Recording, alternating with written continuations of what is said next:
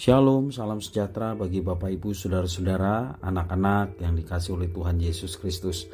Jumpa kembali bersama saya Pendeta Eka di dalam renungan firman Tuhan pada hari ini, hari Sabtu 21 Mei 2022. Sukacita dan damai sejahtera dari Tuhan kita Yesus Kristus kiranya menyertai kehidupan kita yang pastinya mendatangkan kebahagiaan buat kita sekalian. Puji nama Tuhan. Sampai pada pembacaan firman Tuhan hari ini, yakni Mazmur yang ke-120. Kiranya firman Tuhan yang kita baca dan juga kita akan renungkan memberkati kita sekalian. Sebelum kita akan merenungkan bagian firman Tuhan yang kita baca hari ini, kita akan minta pimpinan Tuhan. Mari kita berdoa. Tuhan Bapa di surga, di dalam Yesus Kristus, kami sungguh bersyukur atas kasih setia Tuhan yang nyata dalam hidup kami. Cinta Tuhan yang boleh kami alami dari hari ke hari. Biarlah semuanya itu boleh menjadikan kami menjadi pribadi-pribadi yang mau terus hidup di dalam firman Tuhan dan belajar untuk mentaati firman-Mu. Karena itu setiap kali kami membaca, merenungkan, Kau yang beri kemampuan untuk kami dapat memahaminya. Kau juga menolong kami untuk kami dapat terapkan dalam hidup kami. Terima kasih Bapa, terpujilah nama-Mu. Demi nama Tuhan Yesus kami berdoa. Haleluya, amin. Mazmur 120. Nyanyian ziarah. Dalam kesesakanku aku berseru kepada Tuhan dan Ia menjawab aku. Ya Tuhan, lepaskanlah aku daripada bibir dusta, daripada lidah penipu. Apakah yang diberikan kepadamu dan apakah yang ditambahkan kepadamu, hai lidah penipu? Panah-panah yang tajam dari pahlawan dan bara kayu arar. Celakalah aku, karena harus tinggal sebagai orang asing di Mesek, karena harus diam di antara kemah-kemah Kedar. Cukup lama aku tinggal bersama-sama dengan orang-orang yang membenci perdamaian. Aku ini suka perdamaian, tetapi apabila aku berbicara, maka mereka menghendaki perang.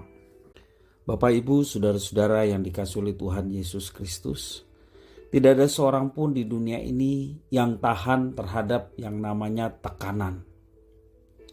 Entah itu dalam pergaulan, pekerjaan, dan juga hal-hal yang lain. Kita bisa saja menjadi stres, bahkan depresi karena tekanan itu. Di sini kita belajar dari pemazmur yang memberikan satu penjelasan bahwa dirinya mengalami kesesakan.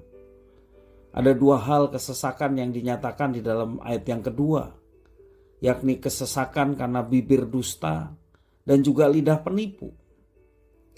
Kedua kata ini tentu memiliki arti yang sama, namun diungkapkan dengan kata-kata yang berbeda. Dan keduanya merupakan anggota tubuh yang membuat manusia dapat berbicara.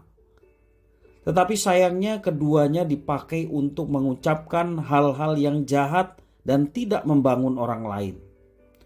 Inilah yang membuat pemazmur merasa berada di dalam kesesakan di lingkungan orang-orang seperti itu. Ia berada di antara orang-orang yang tidak mengenal Tuhan dan mereka kasar, mereka keras, tidak suka akan perdamaian. Ketika pemazmur berbicara mengenai perdamaian, justru mereka mengharapkan perang. Bapak Ibu Saudara-saudara, meskipun pemazmur sudah cukup lama tinggal di antara mereka, pemazmur tidak berlaku seperti mereka. Oleh sebab itu ia terus berdoa agar Tuhan melepaskannya dari antara mereka. Dan kesesakan yang dialami oleh pemazmur tidak membuatnya kehilangan jati diri, melainkan ia makin menunjukkan integritasnya di tengah orang-orang yang tidak mengenal Tuhan. Caranya ialah tetap menyerahkan kehidupannya kepada Tuhan dan tetap cinta akan kehidupan yang penuh dengan perdamaian. Bapak, Ibu, Saudara-saudara, saat ini barangkali kita sedang berada di tengah lingkungan yang bukan hanya tidak memberi kenyamanan, tetapi juga menyesakkan.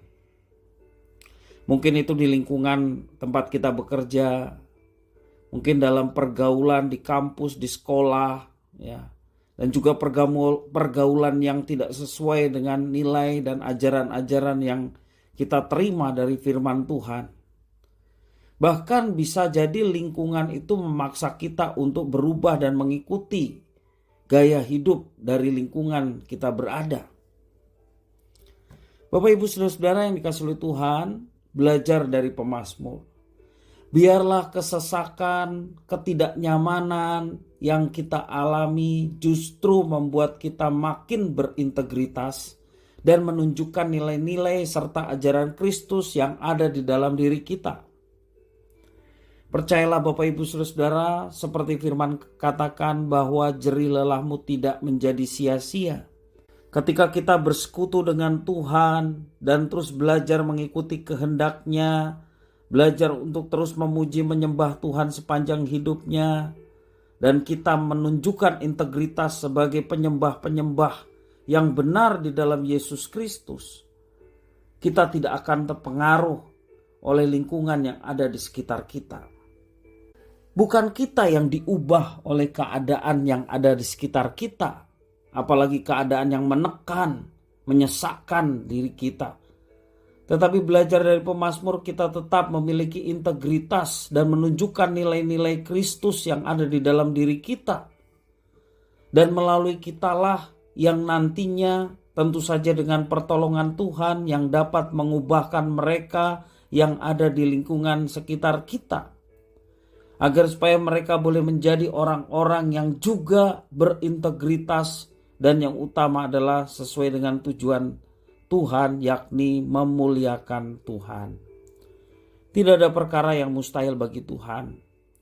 Tokoh-tokoh di dalam perjanjian lama, nabi-nabi, demikian juga perjanjian baru, baik Yesus maupun para rasul, hidupnya tidak lancar-lancar saja.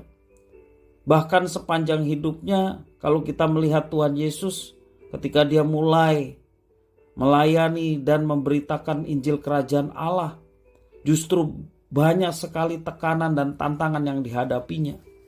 Demikian juga rasul-rasul, ketika mereka justru mau mengikuti apa yang diperintahkan gurunya, yakni Yesus, justru tantangan itu bertubi-tubi mereka alami. Bahkan kematian para rasul tidak jauh beda dari kematian guru agungnya, yakni junjungan kita bersama Tuhan Yesus. Tetapi mereka tetap memiliki integritas dan apa yang mereka kerjakan tidak menjadi sia-sia, terbukti dengan munculnya murid-murid Kristus yang baru, petobat-petobat yang baru. Bapak Ibu Saudara-saudara yang dikasihi oleh Tuhan, dimanapun kita berada, mungkin kita sedang mengalami kesesakan, tekanan, intimidasi dari orang yang tidak suka dengan kita, bahkan tidak suka dengan iman kita. Mari kita tetap memegang janji Tuhan yang akan menyertai anak-anak yang dikasihinya. Sehingga dalam kesesakan, tantangan, tekanan, bahkan intimidasi, kita tetap menjalankan misi yang Tuhan percayakan. Bahwa kita dipanggil, ditebus untuk berbagi kasih, menjadi berkat bagi banyak orang. Karena itu, mari kita senantiasa menunjukkan nilai-nilai Kristiani yang ada pada kita dalam kehidupan kita. Walaupun banyak tantangan yang harus dihadapi, tetapi percayalah, Tuhan yang bisa mengubah orang-orang yang ada di sekitar kita melalui sikap hidup orang percaya yang taat dan hidup seturut dengan kehendak-Nya. Kiranya firman Tuhan ini memberkati kita sekalian. Mari kita berdoa. Tuhan Bapa di surga, di dalam Yesus Kristus, terima kasih atas firman Tuhan yang mengajarkan kami untuk tetap memiliki integritas di tengah kesesakan, tekanan, intimidasi yang sering dan mungkin sedang kami alami. Kami percaya bahwa Tuhan melihat, Tuhan beserta dengan umat-Nya. Kau berikan kekuatan dan kemampuan untuk kami dapat menghadapi semuanya. Bukan dengan kekerasan, bukan pula dengan menekan orang lain. Tetapi kami percaya dengan kebaikan yang boleh ditaburkan sesuai dengan nilai-nilai ajaran firman Tuhan. Tidak akan kembali dengan sia-sia. Karena yang mengubah seseorang untuk bisa mengenal kebenaran adalah Engkau sendiri, Sang kebenaran. Karena itu Tuhan, biarlah kami semua setia berpegang pada janji Tuhan untuk terus melayani Tuhan, untuk terus hidup memberkati orang, bahkan orang-orang yang sudah membenci dan melakukan tindakan-tindakan yang merugikan kami. Kami dipanggil untuk memberkati mereka juga. Terima kasih ya Tuhan atas firman-Mu. Mampukan kami untuk dapat menerapkan firman Tuhan. Demi nama Tuhan Yesus kami berdoa dan bersyukur. Haleluya. Amin.